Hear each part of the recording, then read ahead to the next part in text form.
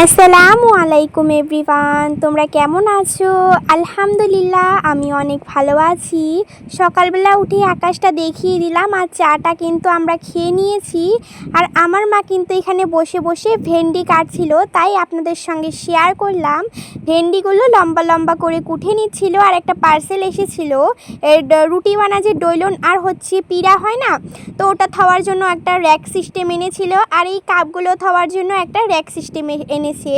তো পার্সেল এসেছিল, কেমন লাগছে কমেন্ট করে জানাবেন। তো এই মুহূর্তে এটা রিসিভ করার পরই আমারও একটা পার্সেল আসলো, তো এটাও রিসিভ করে নিলাম। তারপরেই কিন্তু দেখুন আমার মা কিন্তু রাত্রেবেলার জন্য আলুটা ভালো করে টুকরো টুকরো করে গোল গোল করে কুটে নিচ্ছে।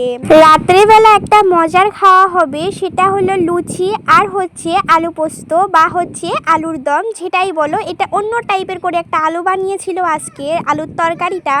তো দেখুন পুরিটা খুবই লুচিটা সুন্দর করে ফুলছিল কিন্তু, আর সমস্ত লুচিগুলোই কিন্তু সুন্দর করে ফুলেছে। তারপরে আমরা খেতে বসে পড়েছি।